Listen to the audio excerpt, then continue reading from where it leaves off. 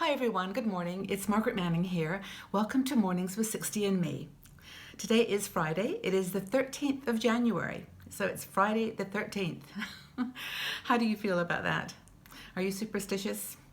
I always think Friday the 13th is a good day. I always take the 13 to be a lucky number, so I turn it around. I don't know about you, but wherever you are in this beautiful world, I hope you're having a good morning. I am having my cup of tea this morning. I am having my puka love tea. I love this color. I love it with my top matches. But Puka is one of my favorite brands of tea, and they make a whole range of incredible teas of all kinds of different choices of combinations. They're fantastic. But this has got, excuse me, rose, lavender, and chamomile. Good tea.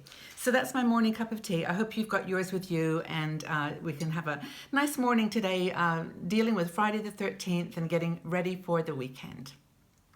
So here we are. Now, the topic I wanted to chat about today is something that we've talked about it on our Facebook group quite a bit, and we do have conversations a lot about the topic of where we want to live in retirement.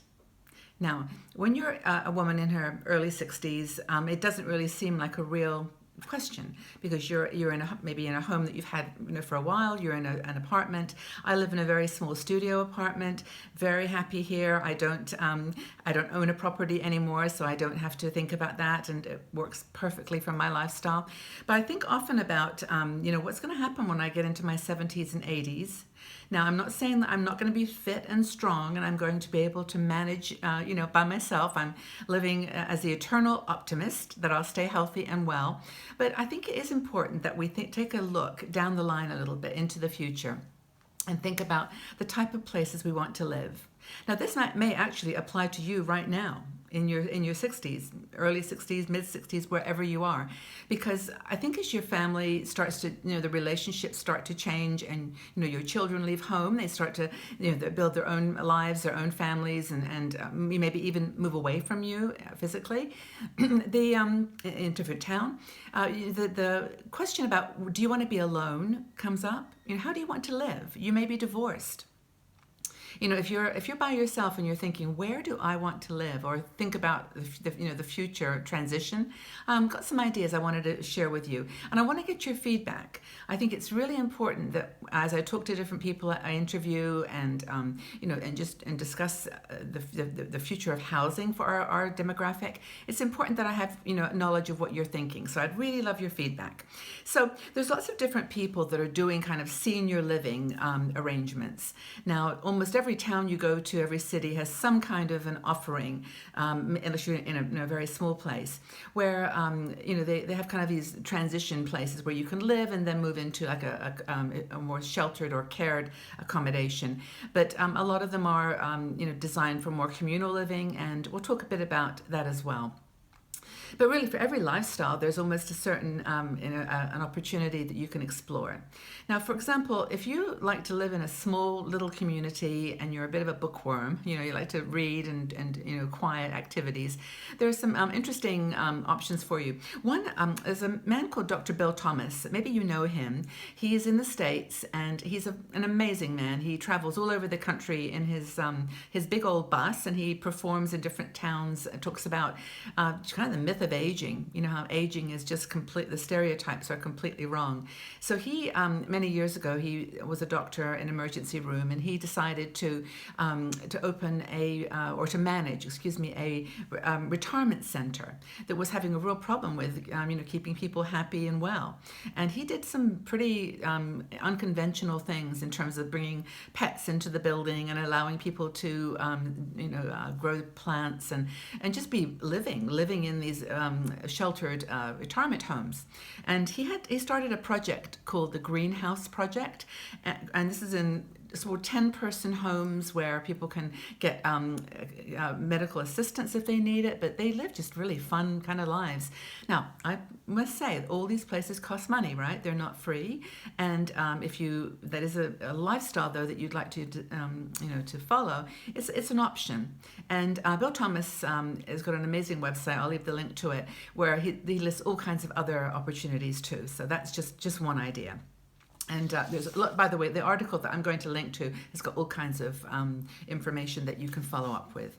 Now, the other thing is there's people who like to be more social and don't mind being in a sort of continuing care retirement home. These CCRAs, I think they're called, or CCRCs, and these are all over the place. These are where you've got men and women together in a community of a retirement community. And again, they cost money. You pay a rent to live there. And what's cool about those is if you like a lot of activity and you like to, get out there and enjoy life in different ways, go into town, go shopping, go to movies, theater, these have organized activities planned. So it can be a good option for people who want that kind of a lifestyle. Are you nodding here or going, never, not me? I understand. But another option that a lot of people are following is kind of going back to our hippie days, back to the days where we lived in community and we lived with other friends, other students. And there are a lot of boomer communities, like living in people's homes. Woman has maybe a 4-bedroom house, all her children have gone. So she rents out a room or 2 or 3 in her home and creates a community. These Golden Girls communities are becoming very popular. There's a couple of good ones to recommend. Silver Nest in Colorado has an agency where they help women to find accommodation with other women.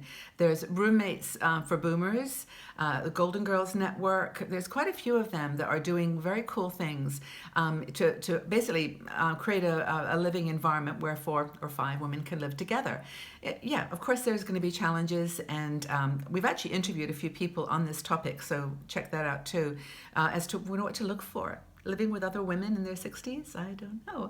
It's sometimes we get set in our ways, and that may not be the best environment. But living in community, living with other women in a big house, co-housing, I think it's referred to. That might be an opportunity for you to follow up on. Now, there's a few more. Let's talk about some options if you want to live by yourself. Now, of course, if you're kind of a homebody and you've lived in the same home for years and years, you probably just want to stay there. And that's okay. I mean, I think the majority of women who have a home and have finished paying the mortgage and or are very close to it want to stay where they are. So there's a lot of cool technology now, things you can do in your home to make it safer, to get the bathroom a bit more, get a bath rail and buttons that you can push if you have a problem. All kinds of new technologies are being developed to keep you in your home, and that may be the absolutely perfect environment for you. So that's something to look into. And of course, the Google or go to Bing and just check online. You'll find all kinds of ways to enhance and upgrade your home so you can stay there and live happily. And of course, then if you do get to the point where you need some physical or medical help, you're going to have to make another decision. Get someone to come and live with you. Get a live-in assistant. There's options, but to stay in your own home is definitely an option. And there's another way you could do this too, and that is if you've got a big house, you might want to sell the house and buy a tiny house. Now, I don't think there's anybody out there who doesn't know about tiny houses. They've had so much promotion, and when you look at the pictures, they are just so cute, and you go, oh my gosh, they're just lovely. I'll take 2 of those. And these granny pods, that have been advertised, that go in the back of your garden of one of your children, if they've got space, granny pods and tiny houses. They can be quite an interesting option. If you've got some land, or you want to buy a bit of land that's got the things you need, like sewage and electricity and all those things, you can buy a little house. And usually they're one room with kind of a sleeping area above, or a very tiny bedroom with a little miniature kitchen, and they can be quite reasonable. Under $50,000 to build. Some areas land have regulations about not putting like a permanent structure. You have to have it on wheels, and then it really becomes more of a caravan arrangement. But there's all kinds of tiny house solutions. Maybe some of you, as I'm thinking about all these, have done some of these things. Have you ever thought about it, or are you doing it? Would love to get your feedback and hear your stories. So those are just a few ideas. Now there are others, of course, that we haven't covered here, partly because I don't know a lot about them, but there is this whole movement now called co-housing movement. There are eco-villages, places where people in a community have decided they're going to live a more sustainable lifestyle. So if you go online and just type, sustainable communities in North Carolina, you'll find a lot of options. I actually have a directory. I should have brought it closer to the video here, but it's about this thick of all the communities, eco-villages, co-housing communities, spiritual communities.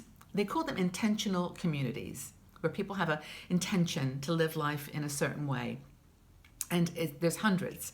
And although they tend to be quite weighted to the United States, there are global communities as well. So that's something definitely to look into.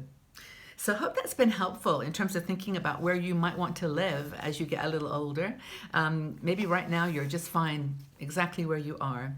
But it's probably a good idea, like everything, to plan ahead and think about what might work for you as you get into your 70s and 80s and 90s. Anyway, please, I'd love your feedback on this topic. So leave them in the section below. I would love really to know which senior living arrangement would work best for you. Just tell us which senior living arrangement that we've discussed today or one I haven't discussed would work for you. And let's have a conversation. Well, again, thank you everybody for being here, for being part of this amazing conversation every day on Mornings with 60andMe. Thank you for your time, for the love that you put into the comments and the conversation. And I look forward to joining you when you leave your feedback. And I look forward to seeing you all back here tomorrow on Mornings with 60andMe. Take care, everybody. Bye-bye for now.